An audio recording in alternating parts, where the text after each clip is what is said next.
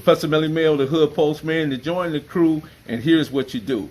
Hit the notification, click the bell, so when the content drop, it feels like this is the 1st and the 15th. You know the vibe. And I'm here with a special guest today. Man, it's been a long time coming, but who I'm here with today, bro? With the original Grasshopper, the one and only. Grasshopper? The true Crip of the days. So Grasshopper. Yes. We got our friend next to you. Who is that next to you, man? My boy Snake, OG Snake. Snake, you was originally from where? Park Village. Park Village. Yeah. Good to hear that, man. I got two real OGs. Both of you guys are 63. You guys grew up in Compton. And where did you grow up at, Grasshopper? I grew up in Park Village. Park Village. Yep, born and raised. Well, not born and raised, but from 68 on up. And back in the day, we all grew up riding mini bikes and making our little go-karts and so forth, going to Dominguez Hills, riding our bikes before they started building all them factories out there. And then I got introduced to the Crips, coming down Raymond Street one day. Mac Thompson was sitting in a 57 Chevy, King Neen and them, jumped out the car, told me, what set y'all from?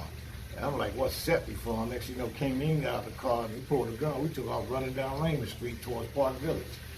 And I ran into Park Village that night. Me, Kenny Barnes, and another guy named Delmos set up under the street light talking about, what the heck is a Crip? So the next day I talked to Glenn Pruitt, which is known as King Rat. And we all grew up together riding mini bikes. King Rat said he went to Compton High and he knew what the Crips was, so we said we want to join this Crips, you know, because I'm not going to be running from people, you know what I mean? And next thing you know, about a few days later, we all met up at Raymond Park, down at the end of Raymond Park by the canal where the baseball park is at. So one question before you go there. We're going to stay with Raymond Park. Did these guys ever introduce themselves? Did they say who they were, or did they give a name, or they just say we the Crips? I didn't sit there long enough to figure out that day, man. I was a youngster, and I had a little fear of me. You know, we took off running. We, wasn't used to no gangs at the time. You know, we was young. Okay, go back to Raymond Park. So we went to Raymond Park a few days later, and we got initiated. See, back then, we used to walk the line. You had to walk the line and get hit from the waist up to the shoulders. No facial hits. And that took place in Raymond Park? In Raymond Park, and you had to be standing at Give me the some end of the names. line. Who were there, man? Who was there? It was King Neen there. It was Frosty there. Bay Rob was there. Salty Robert was French? there. Robert French. Salty was there. Michael LeBlunt. Yeah.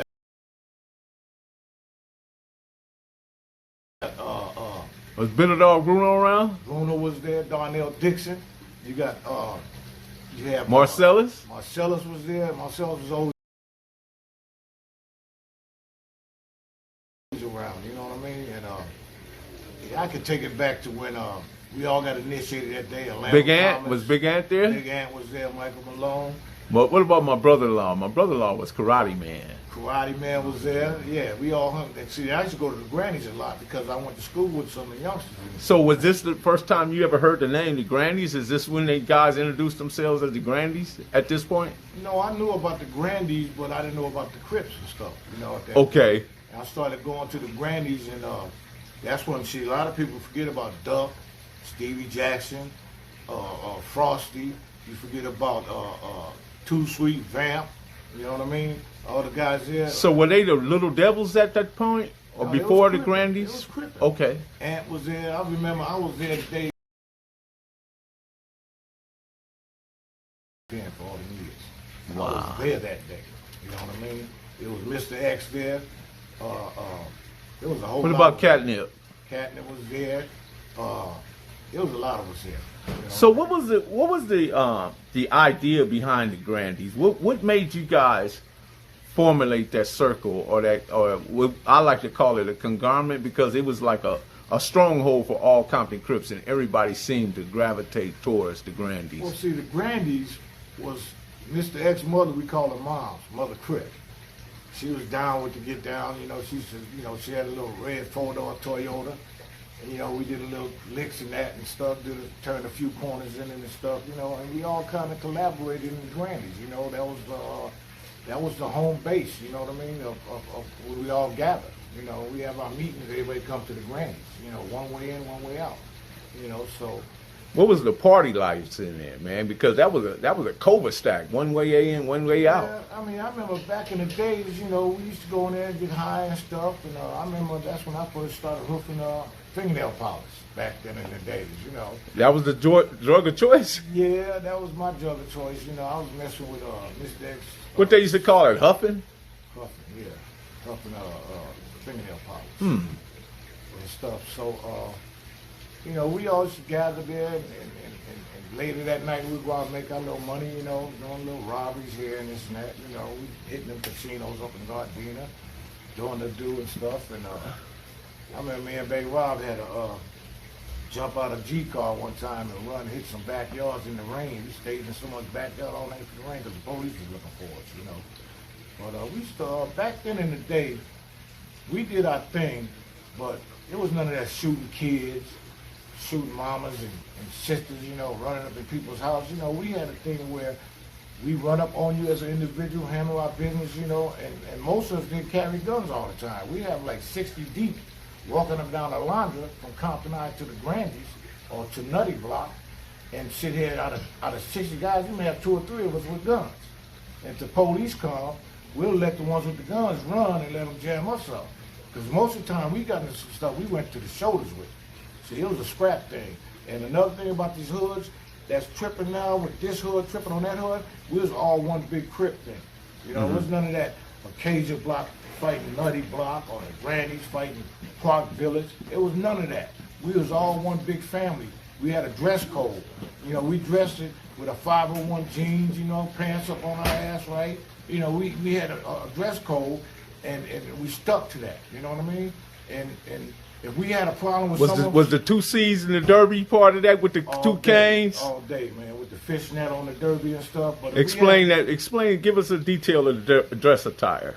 Well, we wear derbies and stuff, Godfather. Like ace deuces with the matches around. Ace deuces with the matches around, the fishnet on it, you know, with the little button on the little stretch thing around there, elastic strap.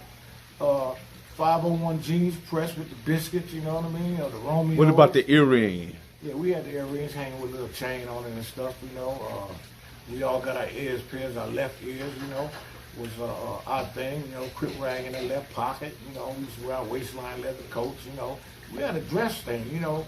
It was none of that. It's been told that the Comptons are responsible for that dress code for everybody because the dudes on the west side was wearing the bigger hats, but when we broke with the ace deuces, everybody kind of gravitate towards the ace deuce. Yeah, but see, the thing about now, you got guys, their ass hanging out their pants.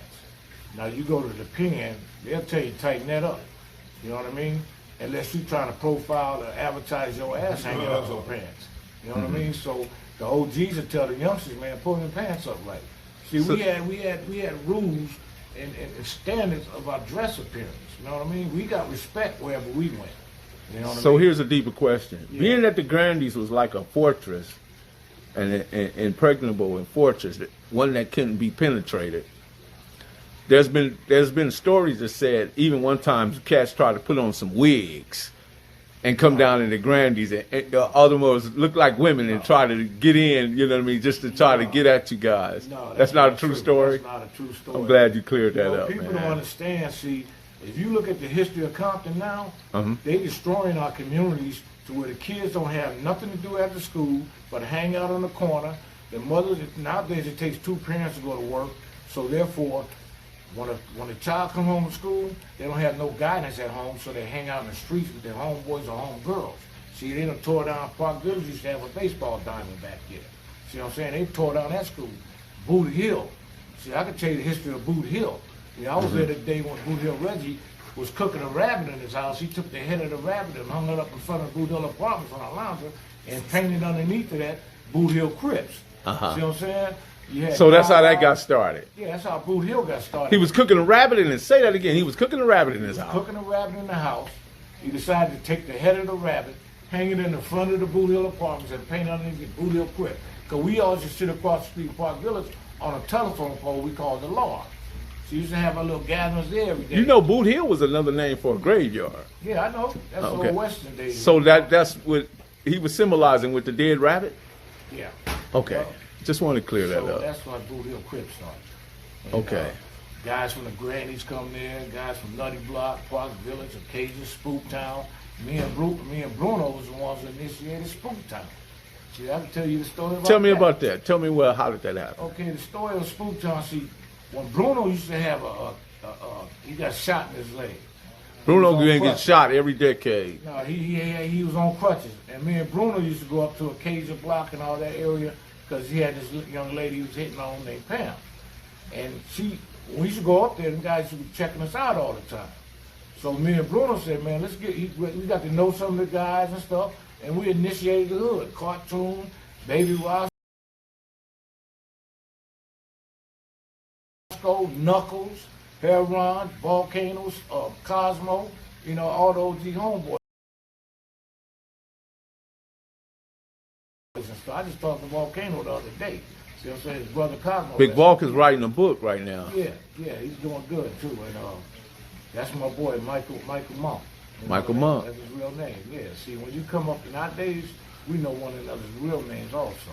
That's the interesting thing, because I always use this term, we got to be Compton ready. You know what I mean? And back then, we were Compton ready. Oh, we was deep. We was always Compton ready. You know what I mean? Regardless to what side of town. If you was part of the Crip, the phenomenon known as Crip, right. First name Crip, I mean, you could be, last name Compton. You know what I mean? First name Compton, last name Crip. And you're not separating different hoods where you were Cajun Crip, you were the own Crip. No, that never came into play. We was all Crip, Compton Crips. Mm-hmm. You name a Cajun and Nutty Block and so forth. So that was Grasshopper. just dictating where you was from, where you lived at. Who detached us? Who detached us? Who detached us? Yes. These youngsters in the 80s when the are they really came in. Are they really to blame for it, or is there other elements that was behind the grand scheme of the progress? Well, we want to go into the grand scheme now. Here we get into some real details. See, this is the thing here. See, back in the 70s, California didn't have a budget to house all the juveniles who was doing adult crimes, because we was accumulating numbers very rapidly. So what California did was started giving us out-of-state releases, because I was kicked out of California twice, right? They started sending you out-of-state with your family relatives or making you go in the military. See what I'm saying? So, and then as years passed and they increased their budget, that's when they turned Wayside from a juvenile facility to medium north, max, super max. That's out there now as an adult facility. There used to be a dairy farm that supplied all the juvenile facilities and county jails with their milk for LA juvenile Department of Justice. See what I'm saying? But once they got their budget increased and started building all these facilities to house us juveniles and adults who was doing serious crimes, then they shut down the military. See, it was 5 of us out of Park Village who went in the military. Really? It was me, Kenny Barnes, King Rat, Lawrence Atkinson, and who was the other person who went in the military? Popcorn went in the military. Popcorn? They used to think I was his little brother. Right? Now, Popcorn rest in peace. King Rat rest in peace. Kenny Barnes rest in peace. The only one still living from their original bunch is me and Lawrence Atkinson. But see, what they did... What do they call Lawrence? Lawrence Atkinson, he didn't have a nickname because he really wasn't really on the set banging. Lawrence was the one with the books coming through Park Village from school every day carrying a handful of books. He was cool with us because he grew up with us. But he never really had to bang like we was. See, we was putting in work. So a couple of names I want to mention that you didn't mention. What about, well, we used to call him Lightbulb back then, but his name is Ricky Jackson. Yeah. And then also Dinosaur. So they went. I ain't heard that. They went. Long time, man. They went down pretty early in their careers, right? Yeah. So what kind of impact did that have on you guys when you start seeing like Mac Thomas and other guys disappearing, and you know what I mean? What did it do to the morale of it? It had a little impact because Mac Thomas was actually leading the Crips. Okay, that was my understanding. I had a lot of respect for him and Lee, his brother Lee. Both of them had deceased, right? Me and Atlantis was pretty tight because we was in the same age group. But see, people take away the credit from like Tookie. See, because personally, I had a lot of respect for Tookie. Me and King Rat ran with him a couple times, Sentinel Park and so forth. But the thing is, they try to discredit Tookie because Tookie kept a lot of things in line as far as all the different sets, West Side, East Side, Compton, and so forth. The Longies didn't even have Crips back then. All they had was the Gator Boys. And the AC Deuces. And the AC Deuces. And we used to go down there and turn up the pipe. Right, I remember that. Shutting that down because we was the first ones to start hijacking RTD buses. That's why they put cameras on the bus, and then they got RTD police. I remember when the Crips used to take the bus to go to the party. Exactly. I remember me and Marcellus and Lil Ronnie sat here. That's what I was going to get to, Lil Ronnie, but go ahead. And had to shoot out the school bus at Centennial High because we was going to school when they going to Herrick Tubman continuation, and Centennial Baru shot at our bus and hit a sister who was pregnant. So we turned around the next day and retaliated on him. You know what I mean? And the following day, the sheriff hit the school as we was getting ready to get on the bus going home. And it was something else back then, man, because I had a teacher put up a shotgun for me. You know, and I was glad that night we needed to go make some money. So I broke into school, got the shotgun out. The next day, the police came to the school looking for me in the shotgun, but there was no shotgun to be found. So I was saved by the bell there. But I know when Lil Ronnie got shot, you know what I mean? When he What year was that? Lil Ronnie got shot in like 72 maybe, somewhere around there. We was coming from Compton High. It was me, Lil Ronnie, King Rat, Lil Vic, Popcorn. We was all coming from Compton College from lifting weights. And as we was coming back through South Park, the little fools rolled by on mini bikes and shot at us. That's how Jack the Ripper got shot. I mean, Jack the Ripper, he got shot. Did Tookie influence you guys on the buffing side of the game? Or did you guys just gravitate toward it on your own? I'm going to speak from Park Village perspective of that. Actually, Snake's brother influenced us with the weights because he had a whole weight set. And then we had Snake seemed to be in that plate right now. We had one of the buildings in Park Village. We called it the Rec Center because it was painted red, and we had a little broken down merry-go-round. We used to gather there. But his brother decided to take his weight sets and put it in his Rec Center. And that's when we started lifting weights, plus King Rat, Popcorn. They was always pumping iron because they had their size on them, you know. So I started lifting weights when I was like 13 years old. And now it's my addictive habit, you know, weightlifting. So that's just a part of the game coming up. You know? Let me say something. I got to say something about Park Village. Now, Park Village, when we first got started, you know, like you said, you know, we was just little youngsters, you know, coming up. By the way, guys, this is Snake, right? Original name Snake, but obviously he's not a snake today. Not a snake today. It's Mayo, you know what I'm saying?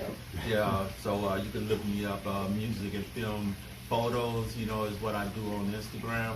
He's very good at it, too. Yeah, so, you know, we was like a family. Everybody knew each other. We knew each other's parents, you know, brothers, sisters, cousins. You know, we was like close. We was an actual family. And but so when Mac Thomas, you know, came over to the village and told us that they wanted us to join them with the Compton Crips, we was more like, I don't know, you know what I'm saying, because we're Park Village. You know what I'm saying? So we'd be Park Village, PVC, and we associate with you guys. They was like, cool. Okay. You know what I'm saying? So what was it like to even be in the midst or in the circle with Mac Thomas? Because there's a lot. Oh, it was scary. Mac Thomas is a big name. It was scary. But there's not a lot. It was scary. Information out there about Mac Thomas. When you sit back and think about when we got initiated in the Crips, Mac Thomas was in the pen at the time. I remember when he got out of the pen a few months later, and we was over there formulated as Park Village Crips. So he came over there. What year was that? It was about 72, you know, or maybe late 71.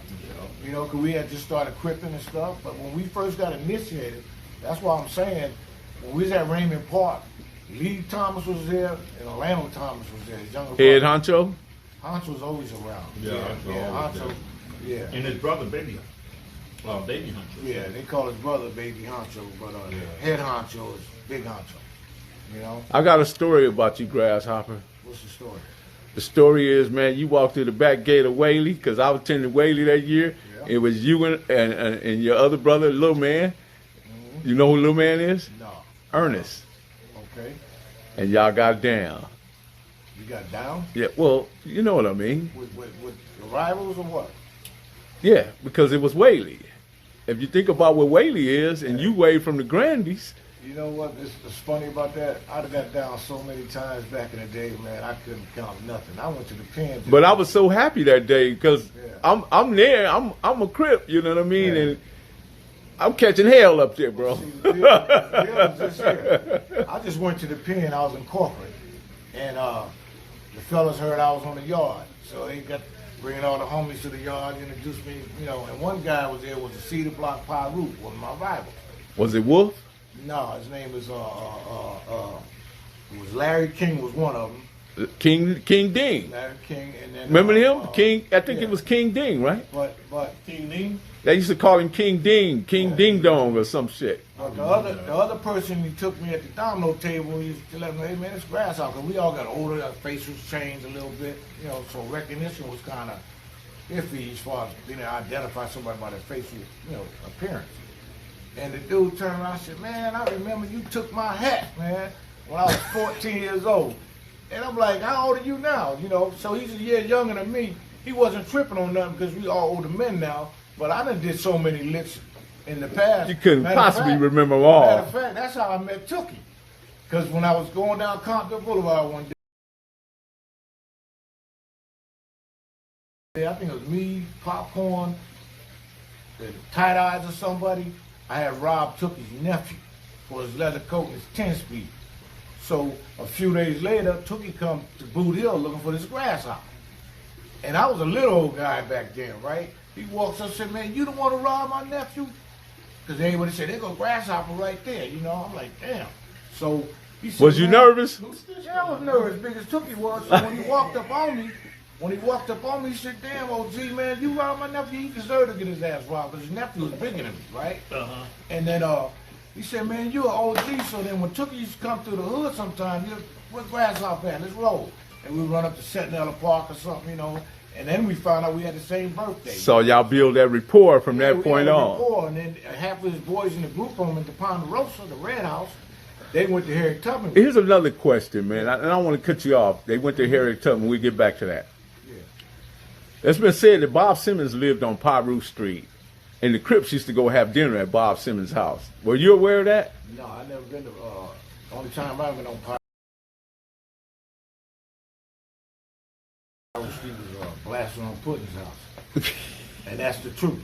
Well, He shot I at understand me. that. He shot at me. I came back and shot at him. Right. That's what it was back Yeah, then. so I just wanted to get that information out there. Bob Simmons actually his mother had a house on Pyru Street, and it used to irritate the hell out the Pyrus that the Crips would go to Bob Simmons' house and have dinner at his mama's house. So, but anyway, get back to the part. You was at Tubman. What happened? It was at Harry Tubman, and when they shot at our school bus? Yes.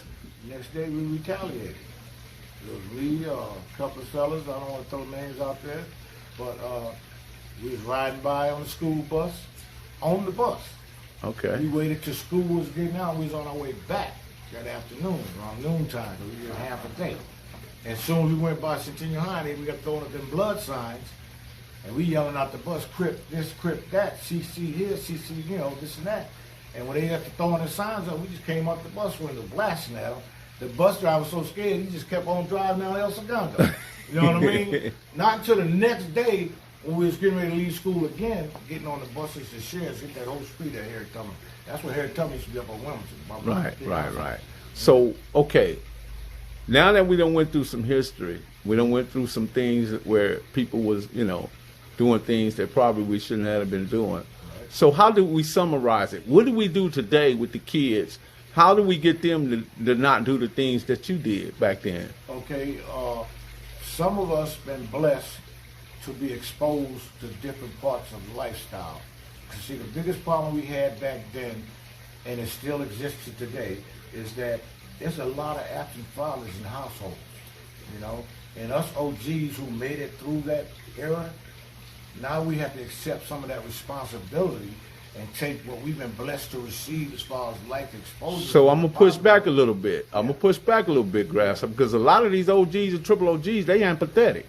They pretending like they don't want to have nothing to do with this. True, but you have some of us who's willing to accept the responsibility Good. and try to give back to our community. I appreciate That's what that. my goals are. Okay. You know, I was able to go in the military, travel to 17 different countries, learn a lot of things and different exposures. I joined organizations, you know, that taught me some positive things, went to school, got educated. I'm only here for a reason because all the stuff that I went through coming up, and I'm still here to talk about it, is a blessing from the man above. It's not for my lifestyle no more. It's for what I learned, passing on to the youth coming So along. look at your life now. Yeah. Don't look at me who I used to be. Look at me now and follow that example. Exactly. And I want to be able to spread some of this love and knowledge I have for my community because I am Compton. That's my roots. It's going to always be my roots, you know? My sister used to tell me when I was in the military, every time I came home, why you always go to Compton? That's my roots. I'm proud of what I went through in Compton and what I learned in Compton because that's what made me more the person I am today. But it's a twist to everything. Now I learned some positive things in life that I would like to give back to my community, and some of us fathers who has that touch of love in their heart need to start helping other families out because there's a lot of broken up families. A lot of the fathers are either dead, in prison, or on drugs. You know what I mean? So us who's not in none of them categories need to try to substitute and teach some of our youth a better way. So right here today, man, Yeah. if you ran into some of those cats that you used to bang, what would you do? Would you embrace them? Would I you would tell? embrace them because my Could you tell them you love them? my mentality's on another level. Man. We was only going on, our lifestyle was only based on what we was exposed to. We was only exposed to, we grew up behind the Black Panthers. Right after the Martin Luther King riot, That's what people puzzle the people Panthers. so much because the Black Panthers didn't teach that, but yet but how they did we had grab? unity. Yes, They had unity. yes, And that's what I absorbed that as a youngster in Park Right. Village. Because Park Village was full of Black Panthers. right. Big Dave and all them. And then after they kind of, when they stink, I remember the day I happened to be at Big Dave in them house because his son rode mini bikes, David Jr. They had robbed Bank of America downtown. The feds hit the house so hard. And that's when the Black Panthers had went extinct in Park Village. And then the Muslims came in. There's a story on that one too. I can tell you about. Well, listen, this is Basically. what we're going to do, man. We're going to leave it right there because there's more to tell, there's more to learn, and there's more to teach because history is medicine for a sick mind because within history is the variety of human experiences that we can teach from and learn from. Right. Today, you got a very valuable lesson by yours truly, who? Grasshopper himself. We're going to get back to Grasshopper, man. There'll be a part 2. Maya, would you like to say something going out? Yeah, we're gonna finish this up by saying be on the lookout because we're about to present probably one of the biggest movies of all time.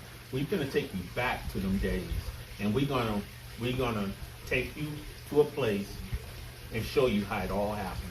There it is, You know there, what I'm saying? man. Professor Melly Mill, the Hood Post, man. I'm here with 2 of the originals. We got Snake, a.k.a. Mile. We got Grasshopper right there, I'd man. like Yeah. to make a closing statement on that. Do that. Our intentions today is to try to, because like you said, a lot of the OGs don't want to even get interested in none of this here. But see, what me and Miles came up with, well, let's put the story on the big screen, and once they see it on the big screen, then maybe they'll listen to us when we come in individually wise in person and try to get some of these thoughts in these youngsters' head and get us back. Say that right there, man. Say that right there. It's all Again. about love, man. There about again, all man. about love. You know, we're gonna show our young people today that's out there that's making the same mistakes that we made. We're gonna show you how to become businessmen and how to make money. You Say know, that part and do right it on there. the legit side where you can't go to jail. You can only be recognized for the good that you did while you was here on this earth. You know, because we only here for a short time.